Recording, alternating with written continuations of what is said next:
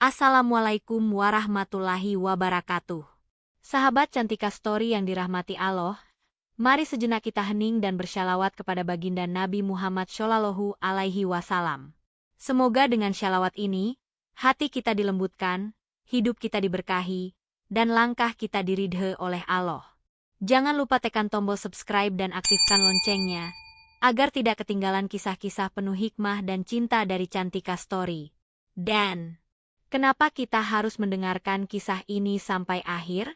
Karena bisa jadi, inilah cermin bagaimana Allah bekerja dalam senyap, menyusun takdir indah bagi mereka yang sabar dan menjaga kehormatan. Laila menatap layar laptop di depannya sambil menghembuskan napas pelan. Angka-angka di laporan akhir kuartal pertama perusahaan Alkasr Group tampak rapi dan berderet. Tapi bukan angka itu yang membuat matanya terasa berat malam ini. Sudah pukul 12:20, dan ia masih duduk di meja kerja yang menghadap langsung ke jendela kaca lantai 31. Kota Riyadh terlihat lengang, hanya bias lampu oranye dari jalan tol yang masih hidup. Laila mengucek mata, lalu kembali menunduk.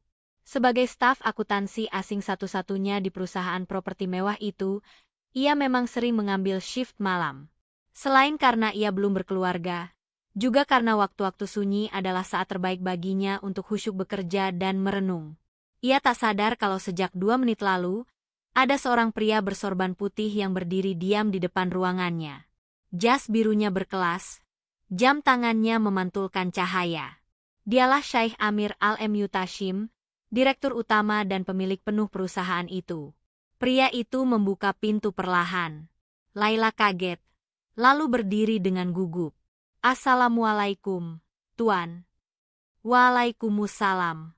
Sedang menyelesaikan laporan akhir Maret? Tanya Amir dengan suara datar namun lembut. Benar, Tuan. Saya sedang mengecek ulang bagian penyusutan nilai aset. Amir melangkah mendekat. Wangi kayu gaharu menyeruak lembut. Ia menatap layar di meja Laila, lalu duduk di kursi kosong di seberangnya. Hening beberapa detik. Laila merasa jantungnya berdebar tanpa sebab. Belum pernah sang direktur langsung duduk bersamanya malam-malam begini. Ada yang aneh dalam laporanmu, ujar Amir. Kau menghapus 2 angka yang membuat grafik laba naik. Kenapa? Laila menelan ludah. Karena 2 angka itu hasil duplikasi data pemasukan. Jika tidak dihapus, laporan akan terlihat seolah-olah untung padahal tidak. Mata Amir menyipit. Tapi bukan karena marah. Kalau aku tidak periksa langsung, tak ada yang tahu. Laila, kau bisa biarkan saja, dan kami akan tetap percaya. Tapi kau tidak lakukan itu. Laila mengangguk perlahan. Saya hanya ingin pekerjaan saya bersih, Tuan. Saya takut kalau menipu angka, maka rezeki yang saya bawa ke rumah akan tercampur haram. Syekh Amir terdiam cukup lama. Ia menatap gadis muda berkerudung itu dengan sorot yang sulit ditebak. Akhirnya ia berdiri, tapi sebelum pergi, ia menatap Laila dengan satu kalimat yang menggantung. Jarang ada orang seperti kau di tempat ini. 3 hari kemudian, Laila dipanggil ke ruang direktur utama di lantai paling atas. Ia gugup bukan main. Ini pertama kalinya ia dipanggil secara resmi tanpa perantara atasan langsung. Saat ia masuk, ruangan itu sepi dan beraroma teh hitam yang hangat.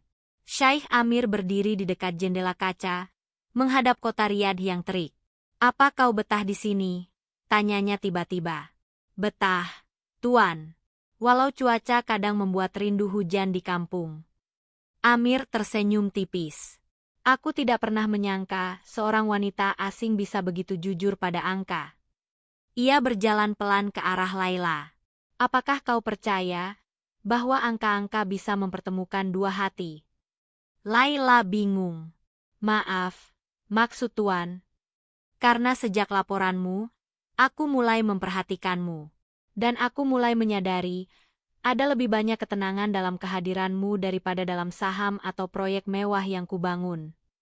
Laila menunduk. Tuan, aku tidak meminta jawaban sekarang, ujar Amir cepat. Tapi aku ingin kau tahu, bahwa ketika Allah menghadirkan seseorang di hidup kita, Bisa jadi bukan karena kita mencarinya, tapi karena dialah yang Allah pilihkan. Laila terdiam. Kata-kata itu menyusup ke dadanya. Ia tak tahu apakah ini mimpi atau awal dari ujian besar. Dan di luar jendela, matahari Riyadh mulai menurunkan sinarnya, seolah menjadi saksi bahwa akan ada sesuatu yang besar yang belum pernah ia bayangkan sedang menuju padanya. Semenjak malam itu, hidup Laila berubah secara perlahan. Tidak, bukan karena ia langsung mendapatkan hadiah mewah atau promosi mendadak, tapi karena tatapan Syekh Amir yang tak lagi dingin. Karena tiap langkahnya menuju kantor, kini terasa seakan membawa rahasia yang ia sendiri tak tahu akan berujung di mana. Setiap hari, ada saja hal-hal kecil yang membuat Laila menyadari bahwa ia tengah diperhatikan. Seperti kopi hitam kesukaannya yang tiba-tiba tersedia di meja pantry. Atau jendela besar di ruang rapat yang kini dilengkapi tirai tebal agar tidak menyilaukan matanya saat ia mengetik. Bahkan password Wi-Fi yang biasanya diganti 2 minggu sekali, kali ini sudah 2 bulan belum berubah. Sesuatu yang jarang terjadi di lingkungan yang super ketat itu. Tapi semua itu hanya diam. Tak ada satupun kata dari Syekh Amir yang mengarah pada hubungan personal. Ia tetap profesional. Tetap berdiri di mimbar setiap Senin pagi memberi pengarahan dengan gaya yang karismatik dan datar. Namun di satu sore yang gerimis, perasaan Laila kembali terusik. Ia baru saja keluar dari ruang arsip, membawa 2 map hasil audit vendor, saat melihat Syekh Amir berdiri di lorong. Ia tampak seperti menunggu seseorang. Laila, panggilnya pelan. Laila menghentikan langkah. Iya, Tuan. Aku ingin bertanya. Jika seorang pria Arab melamar wanita Indonesia, apakah menurutmu itu akan menjadi aib? Laila tersentak. Map di tangannya nyaris terlepas. Maaf, Tuan. Amir menatapnya lurus. Kau tahu maksudku. Tapi aku tidak ingin membuatmu malu di depan siapapun. Maka aku bertanya di lorong ini. Hanya kita berdua. Laila gugup. Saya tak bisa menjawab itu, Tuan. Karena saya tak tahu siapa pria itu. Amir tersenyum kecil.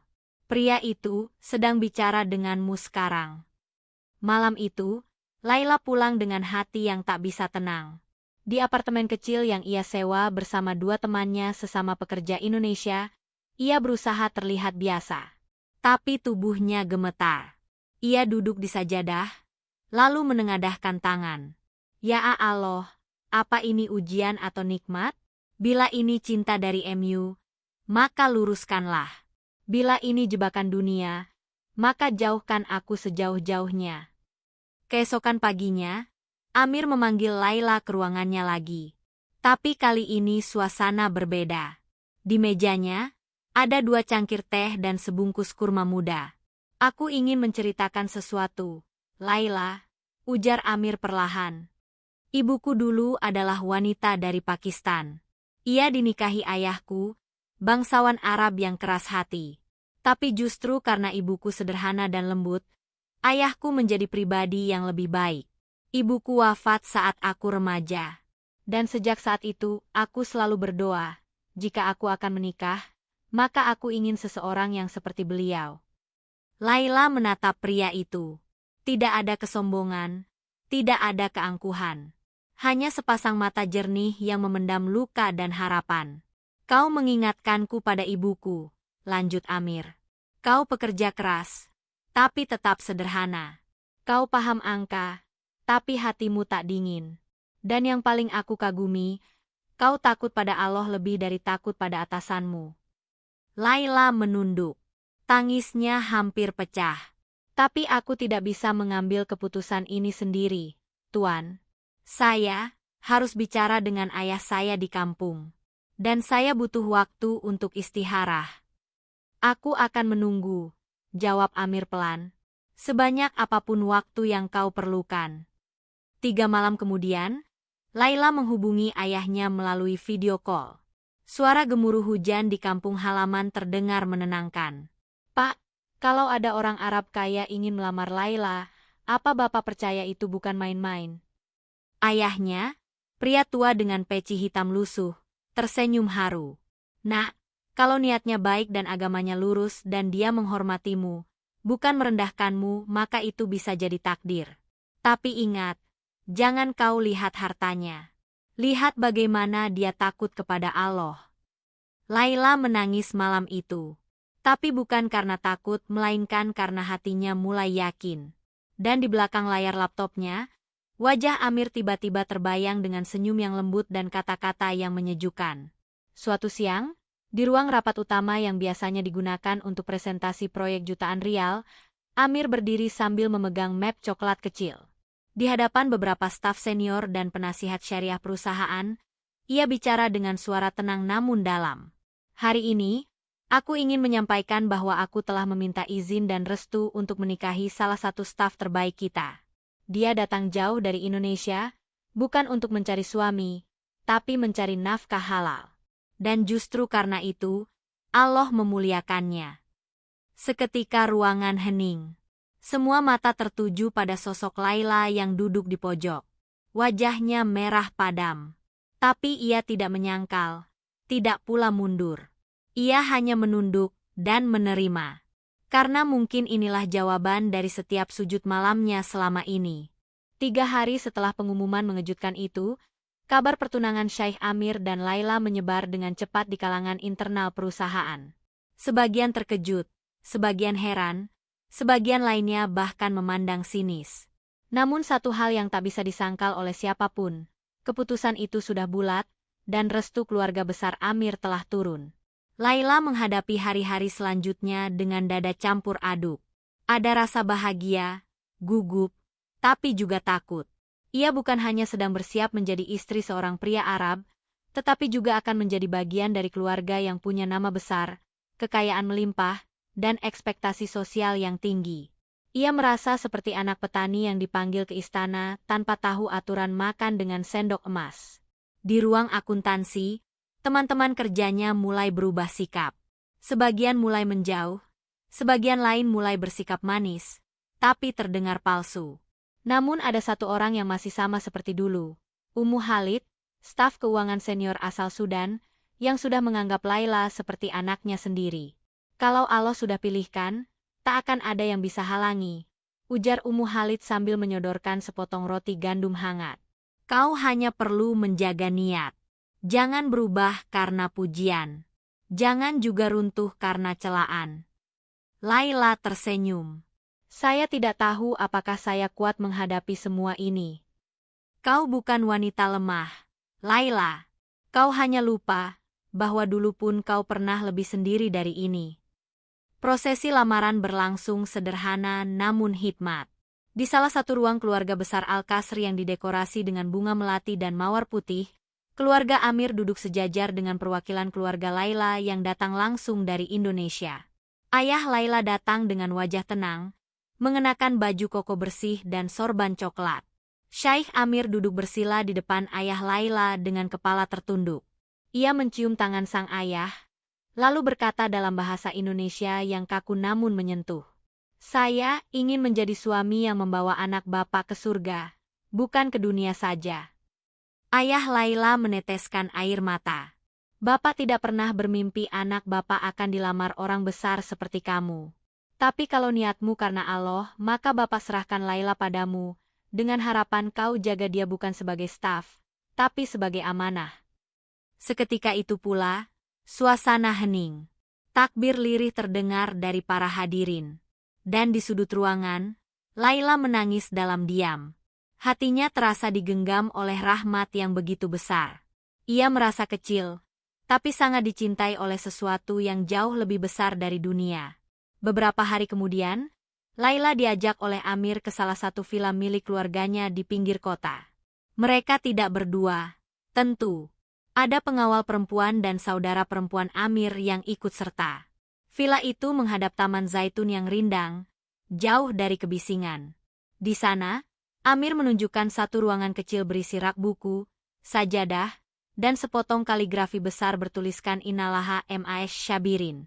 Inilah tempat ibuku dulu menangis dan berdoa saat ayahku keras kepala.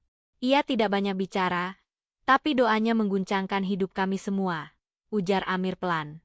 Laila menyentuh kaligrafi itu dengan hati bergetar. Jika aku nanti banyak salah, bimbing aku, Laila. Jangan biarkan aku menjadi suami yang sombong karena dunia. Tapi, tuntun aku jadi suami yang takut kehilangan akhirat. Laila mengangguk. Saya akan taat padamu selama kau taat pada Allah. Kata-kata itu menggantung di udara, seperti sumpah tak tertulis yang lebih kuat dari tanda tangan kontrak manapun. Seminggu sebelum akad, Laila kembali ke ruangannya di kantor untuk menyelesaikan laporan terakhirnya sebelum cuti. Tapi kali ini, ruangannya tampak berbeda. Di mejanya, ada sekotak kecil berwarna putih dan sepucuk surat bertuliskan tangannya sendiri, untuk yang membuat angka jadi jujur dan cinta jadi nyata. Di dalam kotak itu, ada pena emas bertuliskan nama, Lailatul Qodriyah Al-Mutashim. Laila memejamkan mata. Air matanya jatuh, perlahan tapi pasti. Bukan karena pena emasnya, tapi karena ia sadar bahwa hidupnya yang penuh angka-angka kini sedang menulis satu bab baru. Bukan laporan keuangan, tapi laporan takdir yang ditandatangani oleh cinta dan keimanan. Dan pena itu akan jadi saksi bahwa semua ini bukan mimpi. Hari itu, langit Riyadh tidak terlalu cerah, namun juga tidak mendung. Seolah-olah Allah ingin menenangkan bumi sebelum akad suci berlangsung.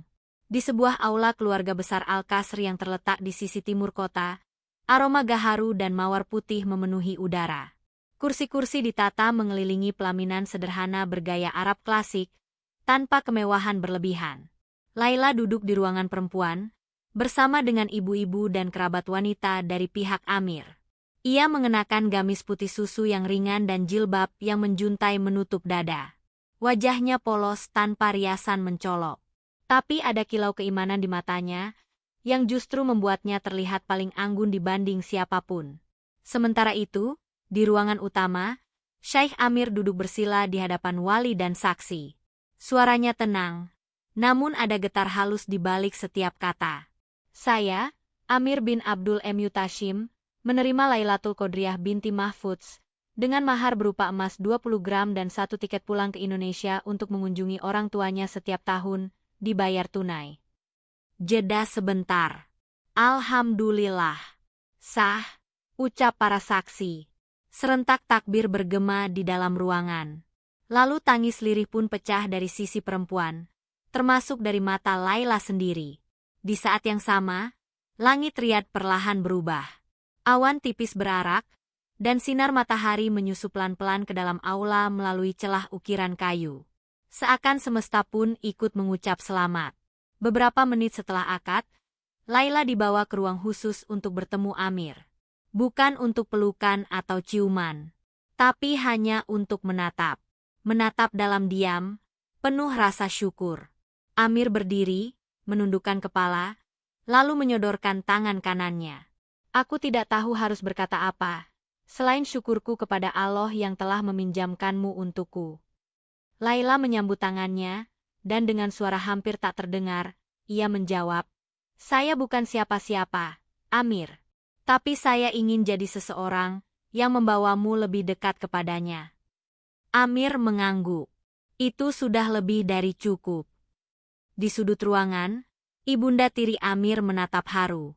Wanita itu adalah satu-satunya yang semula menolak hubungan mereka. Ia pernah berkata, tak mungkin pewaris keluarga kami menikahi staf kecil dari negeri jauh. Tapi saat ini, ia hanya bisa diam, menyaksikan bagaimana cinta yang lurus dan penuh adab telah mengubah hatinya. Malamnya, Laila dan Amir duduk berdua di beranda villa keluarga, ditemani langit Riyadh yang bertabur bintang. Tak ada pesta besar, tak ada keramaian penuh sorak. Hanya ketenangan yang mendalam. Kau tahu, kata Amir tiba-tiba, sebelum aku bertemu denganmu, aku hampir dijodohkan dengan anak salah satu pangeran. Laila menoleh pelan. Lalu, kenapa tidak jadi? Karena semua terasa seperti transaksi bisnis. Bahkan saat aku mencoba tersenyum, hatiku terasa kosong. Amir melirik ke arah Laila. Tapi sejak aku mengenalmu, bahkan angka-angka laporan jadi terasa hidup. Karena kau tak hanya hitung laba, kau hadirkan keberkahan. Laila menunduk malu. Saya hanya mencoba jujur pada pekerjaan saya, Amir. Dan itulah yang membuatku jatuh cinta. Karena kejujuranmu bukan demi pujian, tapi demi Allah. Mereka berdua terdiam lagi. Angin padang pasir malam itu menyapu pelan ujung jilbab Laila, seakan ikut mengusap lembut perasaan yang menghangat di antara keduanya. Beberapa minggu setelah pernikahan, Laila mulai beradaptasi sebagai istri dari seorang pemilik perusahaan besar. Tapi ia tetap meminta satu hal kepada Amir. Tolong izinkan saya tetap bekerja, walau hanya setengah hari. Bukan karena uang, tapi karena saya takut kehilangan semangat memberi manfaat. Amir tersenyum. Aku tak pernah mencintaimu karena status. Maka jika kau merasa bahagia bekerja, maka teruslah bekerja. Tapi dengan satu syarat. Apa itu? Jangan pernah biarkan pekerjaan membuatmu lupa bahwa kau adalah istriku, yang doanya kutunggu setiap malam. Laila tersenyum dan mengangguk. Saya janji. Hari-hari berlalu. Mereka hidup tak seperti bangsawan, tapi seperti pasangan biasa yang saling menguatkan. Laila tetap mengenakan baju sederhana saat ke kantor. Ia tetap menumpang mobil staf lain, walau Amir sudah menyiapkan mobil mewah untuknya. Ia menolak difavoritkan dalam proyek. Ia hanya ingin satu hal, tetap menjadi Laila yang dulu. Tapi semua orang tahu bahwa kini Laila bukan sekadar staf akuntansi. Ia adalah istri sah Syekh Amir.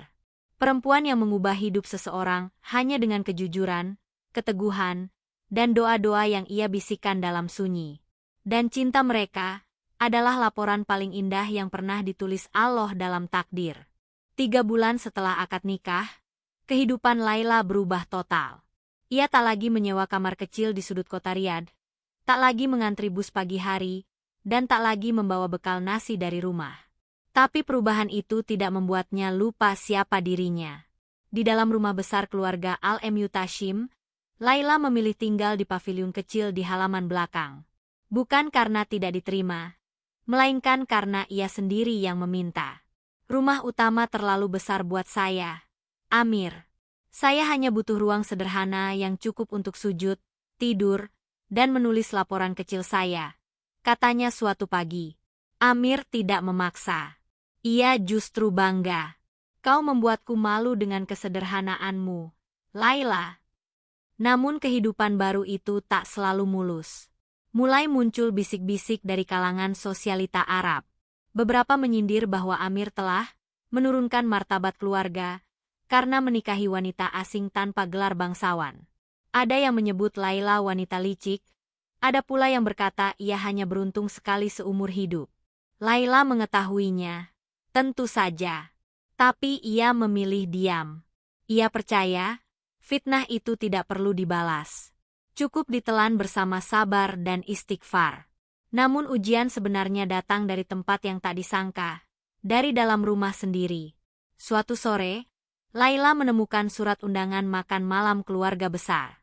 Di sana tertera bahwa ia tidak diundang.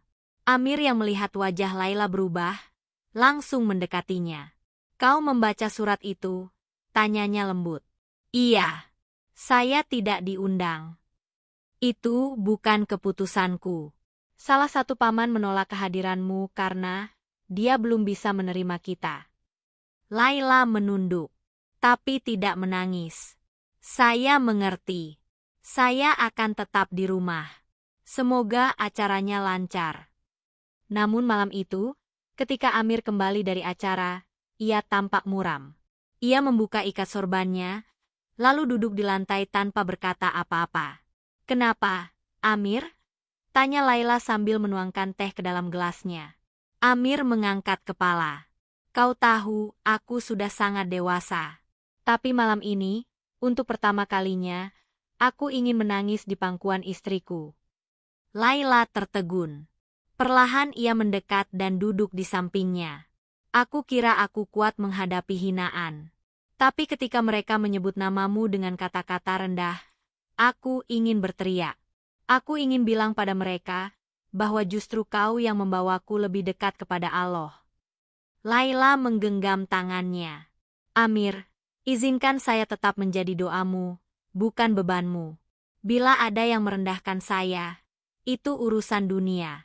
Tapi bila kita berdua menjaga yang halal ini karena Allah, maka biarlah langit yang membalas, bukan mulut manusia.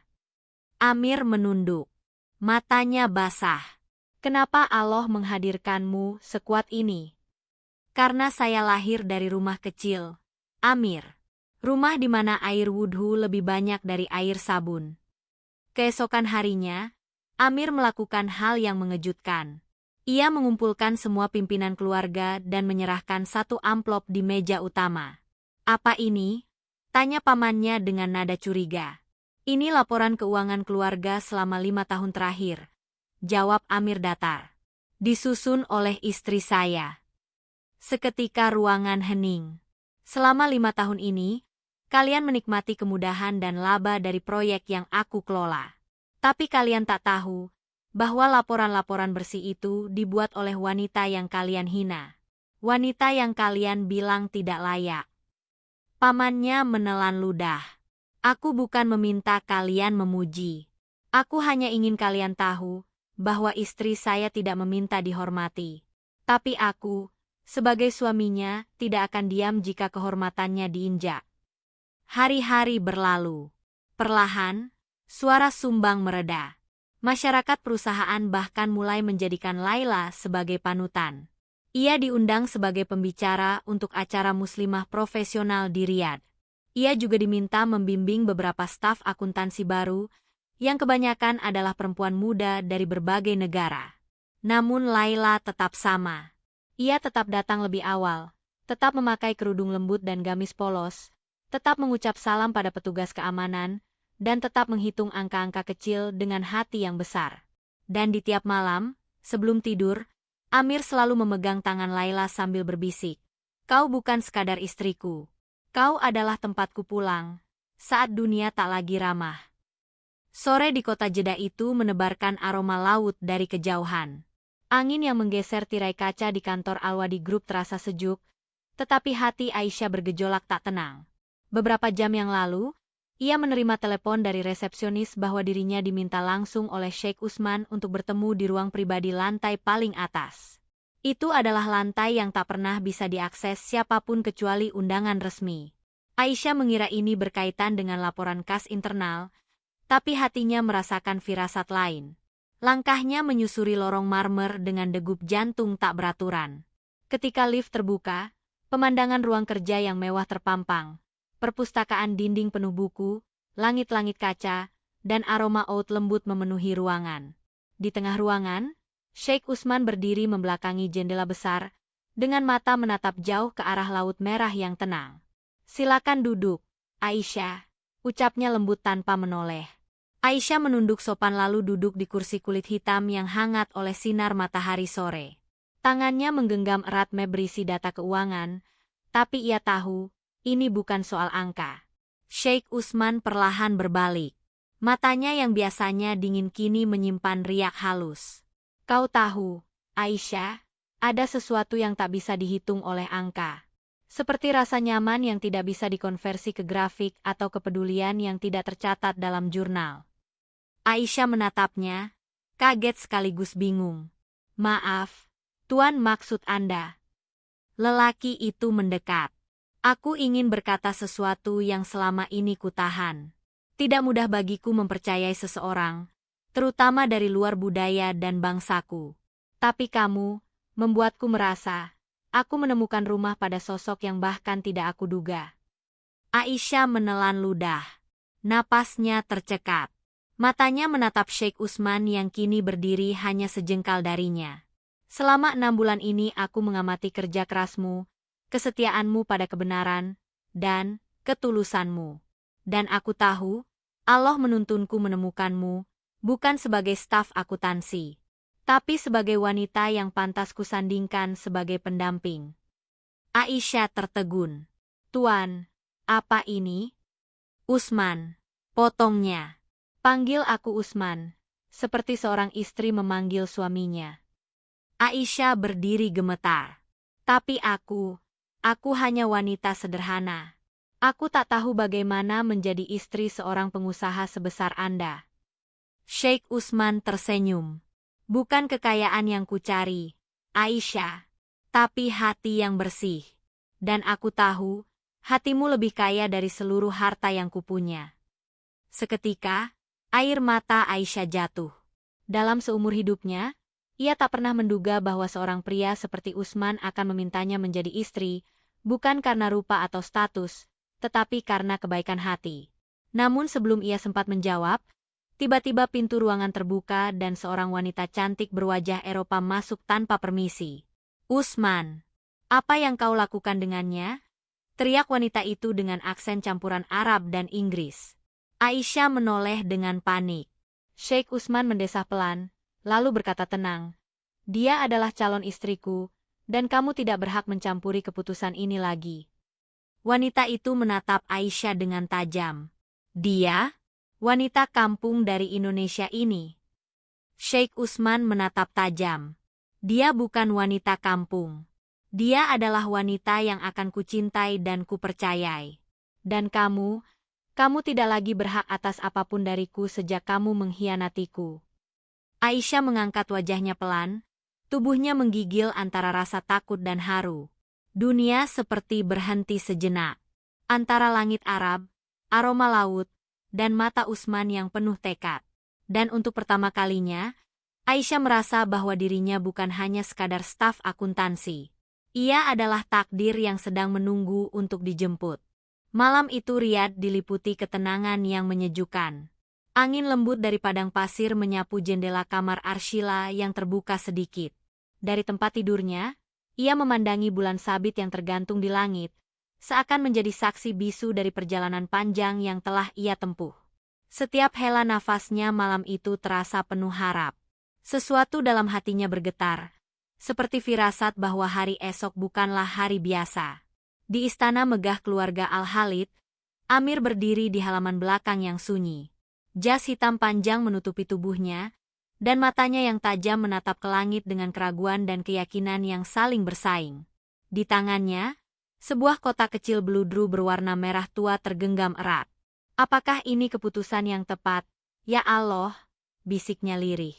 "Jika engkau ridha, mudahkanlah." Pagi harinya, Arshila mendapat telepon dari Yasmin.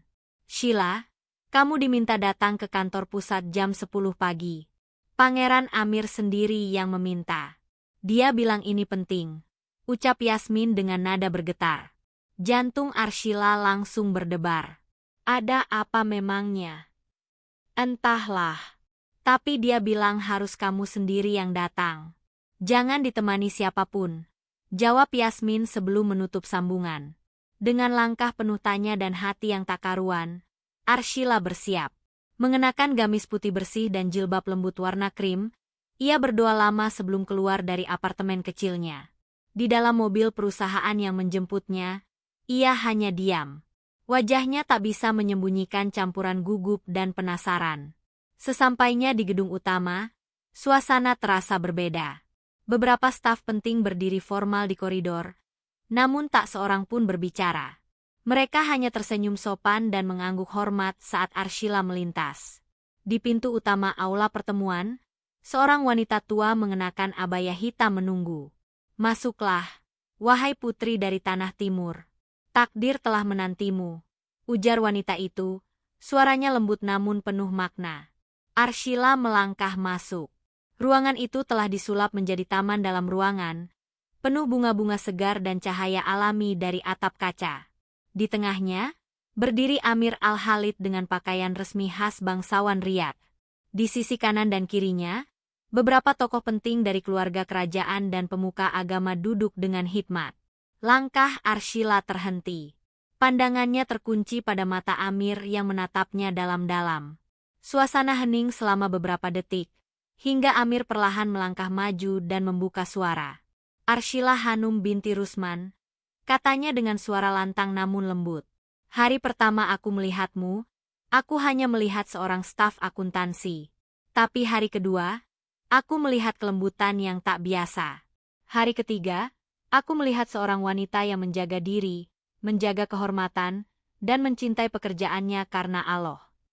Ia menarik napas panjang. "Dan kini, Aku ingin melihatmu sebagai pendamping hidupku.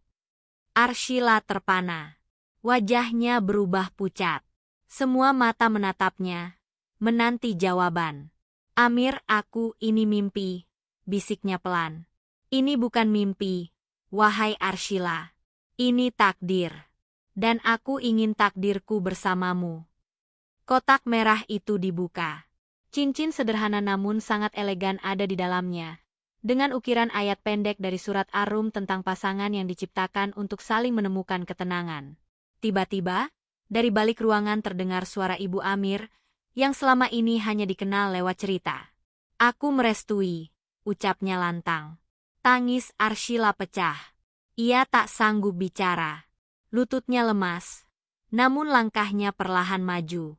Ia menunduk dan berkata, "Jika ini karena Allah, maka aku terima. Aku terima pinanganmu, Amir." Ruangan itu sontak bergemuruh dengan kalimat takbir. Para hadirin tersenyum. Amir memeluk ibunya sambil bergetar. Di balik semua kemegahan dan perbedaan status sosial, dua jiwa akhirnya dipersatukan karena cinta yang tumbuh dalam diam dan iman. Dan di Riyadh yang penuh debu pasir dan cahaya mentari yang membakar, cinta menemukan jalannya. Cinta yang tidak datang dengan mewahnya hadiah, tapi dengan keikhlasan, kejujuran, dan harapan.